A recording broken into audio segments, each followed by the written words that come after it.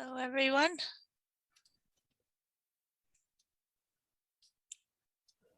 So Jenny, we have Carrie joining us right now.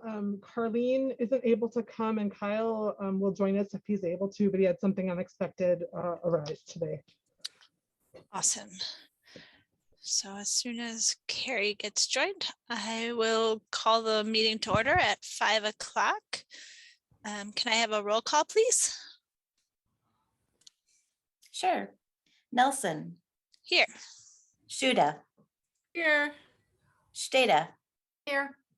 Bergstrom, Here. Beshen, Goblin, Here. Severson. Thank you. Awesome. Thank you. I need a motion to adopt or amend the agenda. Stata will move to adopt the agenda as presented. Thank you. Is there a second? A second, that's Goblin. Awesome.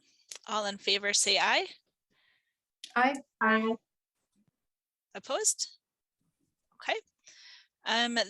We allow the community input portion right now. So anyone that is interested in speaking will be allowed 3 minutes to speak. Is there anybody online that wants to say anything? I see at least 2 members from the public. So if you're here and you'd like to chance to speak, you can unmute and go ahead and take a turn.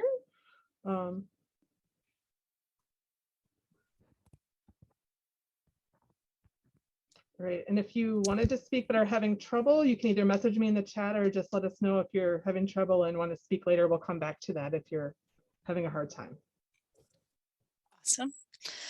Okay, I need a motion to amend or approve the meeting minutes from October 12th.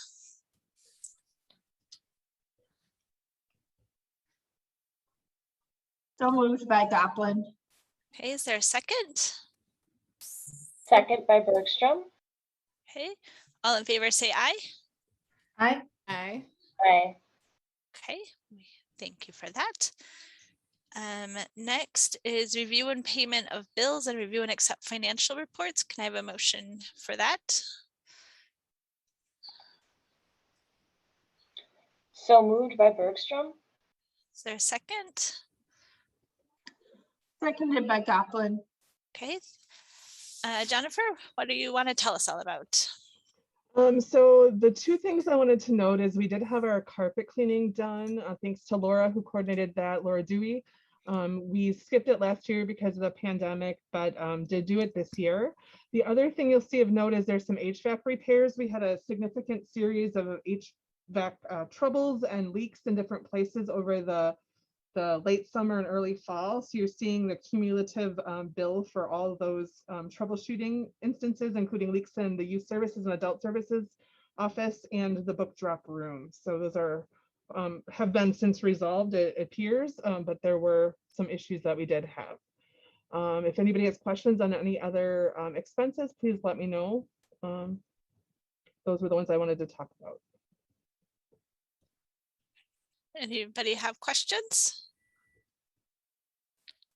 Okay. Carrie, you look like you are, oh, there she is, but you're muted. Do you have a question? No, sorry, I was just trying to fix my video. Perfect. Sorry. Okay. Anything else, Jennifer, you wanted to share? No, not right now. Okay. All in favor of approval, say aye. Aye. Opposed? Okay, that is perfect. Thank you. Next is committee reports. So I don't believe any of our committees have met since last month, so I don't think we have any reports today. Okay, anybody, anything they want to add? Okay, library director report. So I'm going to start with the listening sessions. I appreciate all of our board members who have taken the time out of their schedules to come to the listening sessions or tune in later if they weren't able to make them in person. We did try to widely promote those. Our library newsletter goes out to over 1,000 community members who subscribes. That was promoted there. on our Facebook page, Village Facebook page, eNotify, which is the Village's email notification system. We have posters with the information, handouts at the library and various places around town. So we really did try to publicize those pretty thoroughly. You also have a copy of the presentation in your packet to make sure you have that information. We won't be talking about the listening sessions today, but we will in a future meeting, and just want to make sure you have all that information in case you need it for whatever reason. So again, thank you to all of our board members, the village board members, for taking the time to do that, and also to our staff members. We have a number of management team members who helped with either the in-person sessions, Laura, who's here with us, and Alicia helped with the in-person sessions. Karen Kelly helped manage the Zoom sessions, and Mark did all the publicity and graphics. So they have spent a lot of time helping out with that. So I appreciate all their contributions. For some reason, I don't have my director's report bookmarked, so I'm going to try to get back to that. Excuse my scrolling. So a couple other things of note. People who want to share feedback but don't feel comfortable speaking in public can use our feedback form, and you see in your packet some of the responses from folks who've submitted feedback on the new library location that way. Laura Dewey is also working with her colleague Sarah to coordinate an online pottery auction with the pottery that we have from local artist Mitch Sigmund that was left over from our last year in-person sale. So that link is available for online bidding through the 14th. We have a lot of great things. So if you're looking for gifts or want to share our Facebook post about it to help others discover it, we're hoping to raise some money for the new library that way. It is for local pickup only. We're not going to ship those items. They're pretty delicate. The mugs are amazing. So if you know anybody that likes coffee mugs, I just have to put a plug in for those. They're like my favorite thing. Sorry. We were also invited to do an interview for the Oregon Minute. So that was going to air, but with the listening sessions, I think my episode will air next week or the following week, depending on their schedule. So watch for that. They're having a new host. Tom Kirchdorfer has taken over since Emily Heidemann's no longer with the Observer anymore. The village board is considering their budget next Monday, so then we'll know the final budget status for ourselves for next year after that. The Friends of the Library just had their fall book sale, and they used the youth center space this time. They basically fund all of our programs. The library budget does not include any money for programs, so we owe a big thank you to the Friends for all their hard work in raising money and having a book sale. Usually they do it at the library, but our meeting room isn't currently available, so it's great that they were so innovative and able to find a different space. I mentioned our carpet cleaning. Also want to recognize Kelly Allen, who she worked on an ARPA grant request in collaboration with a number of other libraries to fund a book bike opportunity. So hopefully that gets funded. It'll be really cool if we're able to offer that. And our library system also funded a lot of, or also wrote a lot of collaborative ARPA grants for things that could get us some replacement self-check machines, which are pretty pricey, and RFID tags to put on other library items. So we're hopeful that at least some of those initiatives will be funded. It'll be a great asset to us in the community. And I think those that spent time on those, they had a very short turnaround time and had to be collaborative with other libraries. And so folks got those together really quickly. I just want to highlight a couple of programs we have going on. You always have that calendar in your packet that has the month's programs listed. We do have our Thanksgiving closures on that calendar as well. But of course I got out of there, so you have to see me scrolling again. I apologize, it's one of those days. A couple of programs coming up is actually tomorrow night. We're having a program called In Living Color, A Quilter's Journey. And it is featuring quilter Glendora Simonson, and it just sounds really interesting. So if you're able to join, that's a good one. It will be recorded by OCA Media. So if you don't have time to watch it this week, it's available for later viewing. And then also local community member George Hesselberg, who's a former journalist for the Wisconsin State Journal, is doing a program for us on the 16th at the Senior Center. And that's both in person and hybrid, thanks to OCA Media's help. And so that'll be a great program as well, featuring some of his stories from the obituary beats. So that'll be an interesting program as well. He'll also have copies of his book available for purchase and signing. It's great that he's a local author. So those are what I have for my report today. Unless I missed something, but I think that's it. Anybody, any questions? Okay. Communications, community member feedback, emails, feedback form. So I just want to point out in your packet, and again, we aren't going to be discussing these tonight, but I just want to give you time to read through them as we receive them. So you do have the feedback form submissions for the URL I gave you earlier. So this is, sharing people's responses and their thoughts on the new library location. This includes everything I got since the website was posted until Friday at noon before the meeting. We have gotten a few since then. And then next time I'll do them in batches until we have the meeting scheduled to talk about everything at once. You also do have the emails that the village board received. We're forwarding those on to us. So those are in your packet as well. This only includes new emails. So I just wanted to, help you get to the new information. So there were some in your last packet if you want to go back to those. And then one member did include some drawings. So those are a separate link if you want to see those as well.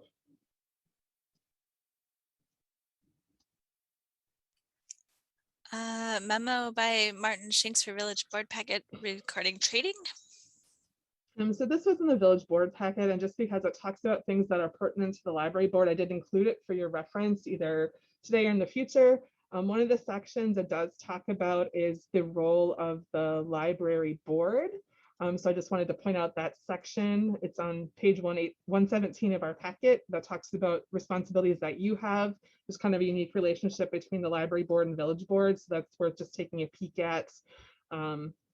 Just as a refresher. So if you read nothing else, I would just be sure to read that page, though it's certainly all is appropriate information about ethics and conduct and all sorts of different things that are of interest. So take a look at you can as time allows.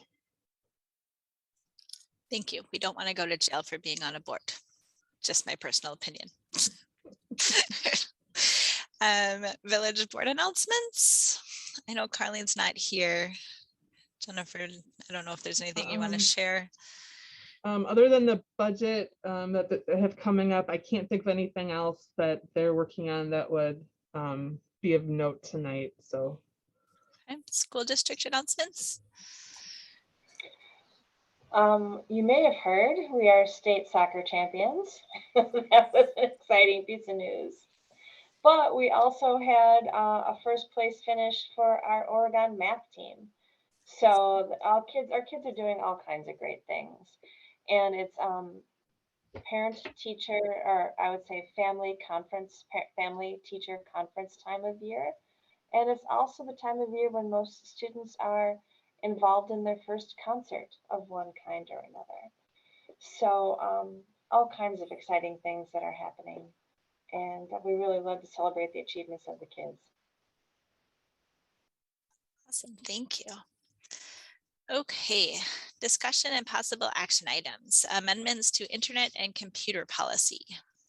So this was ready to be approved back in March of 2021 and then, or 2020, and then we decided to pause with the pandemic. It didn't really seem appropriate anymore. So this is kind of being evaluated for a couple different reasons. First, right now, the way our computer sessions work is you get 2 one-hour sessions, and it's super inconvenient for people to get logged out in the middle of their turn. So one of the changes is to consolidate that into 1 2-hour turn so people can continue to use it if you're working on a resume or anything really. It's better just to have that one uninterrupted block for convenient usage. So we want to make that change. In addition, previously to use the computer, of course, we always want people to have their library cards, but before you would have to show a photo ID. And for some folks, that's a barrier. So we wanted to just have people be able to give us their name and phone number information. If they didn't have a library card, of course, we'll encourage them to get a card, and it'll be easier for them to use the library if they do have a card. But that just gives some options for people if they forgot their card or they're visiting from out of town to make sure that they can have that access. And then those are kind of the key changes. Our internet is filtered in compliance with the Children's Internet Protection Act. So we do have filtered internet.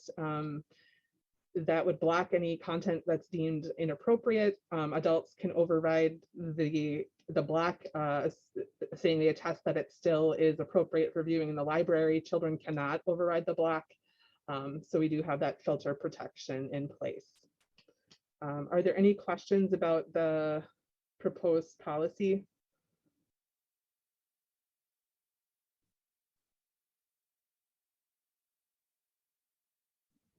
There's some language, some of the language like the internet safety and use is part of the SEPA compliance,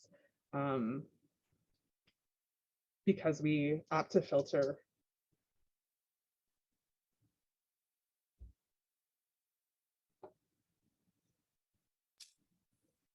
If there's no questions, can I have a motion to approve the policy?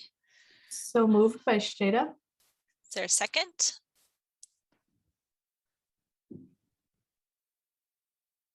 Second by Bergstrom. Are there any questions or concerns?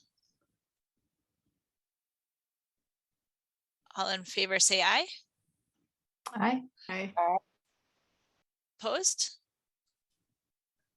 Okay, we will pass the policy for the internet and computer services. Mask requirement for staff in COVID-19 policy. So this is back on our agenda just because the Dane County has planned to discontinue their mask mandate as of 11/27 and does not plan to extend it. And then also now vaccines are more readily available for youth ages 5 to 12 with their recent approval. So I'm not necessarily proposing any specific change. I just want to get this back on your radar.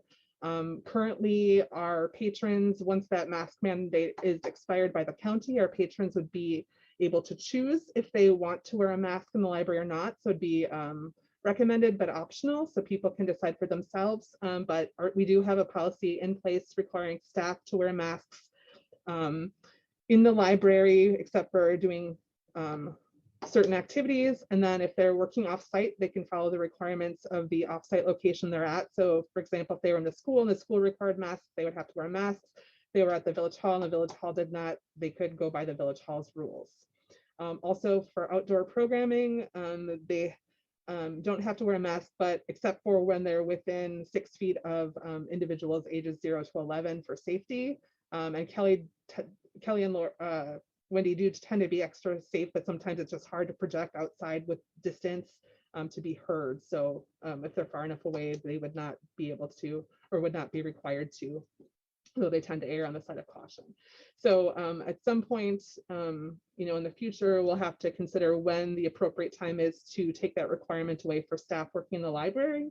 So I don't know if we want to talk about that tonight or put it on a future agenda. I know the availability of vaccines for 5 to 12, those folks still aren't fully vaccinated at this point and won't be till sometime in December, even if they choose to pursue that immediately. And then there's still some folks age 0 to 4 that would not be covered by that option. So just wanted to put it out there for any thoughts you had tonight. If there's no action, the policy will stay as for staff having to wear them and patrons getting to choose. Jennifer, does your staff have any preferences right now, or are they okay kind of wearing them and doing what we did when the last one expired? Has there been any discussion about that? There has not been any complaints or feedback from staff at this point. They've been really happy and understanding to be as safe as possible for those other users to this point. I think the longer we go between, if we go months and months and months, we'll want to at least have another conversation about it. But at this time, they've been really wonderful about it.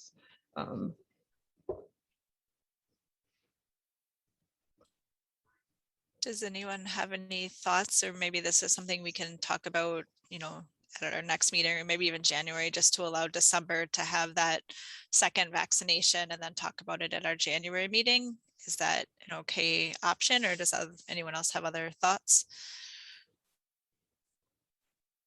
No, that makes sense. So just to make sure I understand, when the mask mandate expires on November 27th, this would automatically go back to the policy that was enacted in on July 14th, correct? Correct. Okay.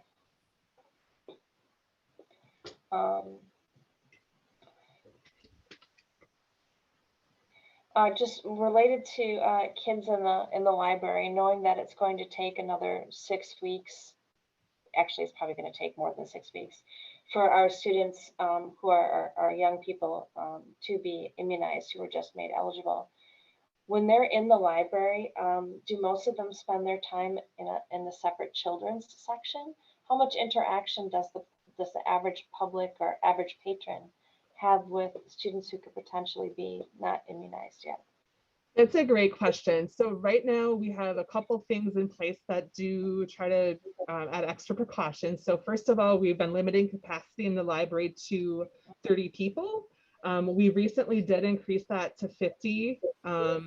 We've to just kind of increase that capacity. We've also been asking people to keep their visits shorter, and people are kind of doing that automatically. So we have very limited seating. So most people are keeping their visits to 15 to 20 minutes unless they're using a computer.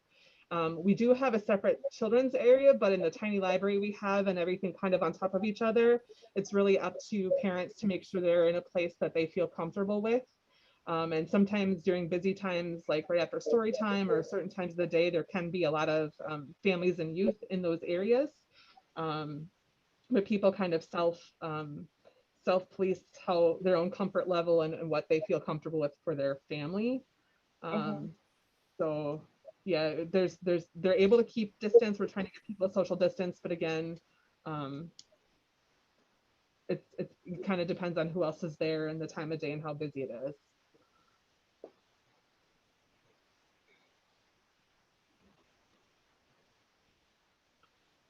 So what I'm hearing is that we should put this back again on the agenda in January, and I can just update staff to tell them we'll be discussing it in January. And the current policy will apply in the meantime. Okay.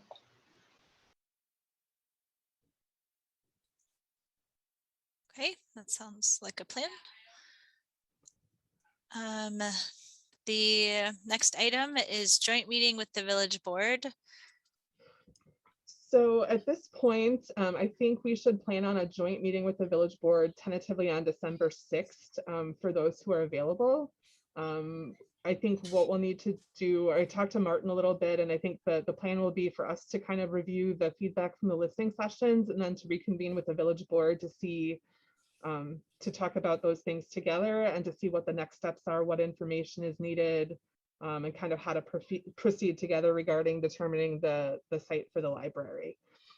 So I think December 6th would be their next meeting after next week. So if you could put that on your calendar, I'll also email that out to you so you have that information. If you can't make it, I understand, just let me know so I know that we'll at least have a quorum. And if we won't have a quorum, we'll need to postpone that.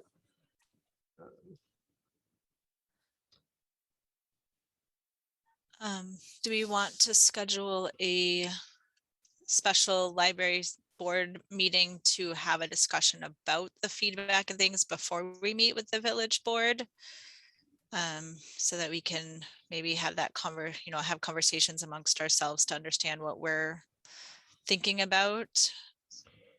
So if it's okay with the board, I would recommend that we schedule something the week after Thanksgiving, the week of the 28th. And I could email folks to make sure it's at a time that's good for everybody or as many people as possible. Like Jenny said, that'd give us a chance to, we would compile all the listening session feedback for you in one packet. So you'd have a time just to focus just on that. And we would keep other items off the agenda. So it's just about the listening session feedback and the kind of next steps with the project. So that it would hopefully be a focused meeting. Does that sound like an okay plan? We could talk about any approach or goals for the joint meeting. I think working together is a primary goal. We'll want to talk about kind of how to proceed in a way that works well with the village.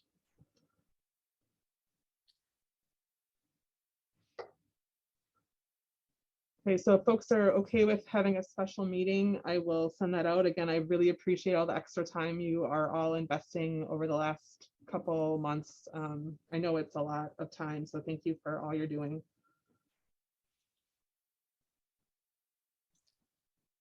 Okay. Is there a request for any future agenda items?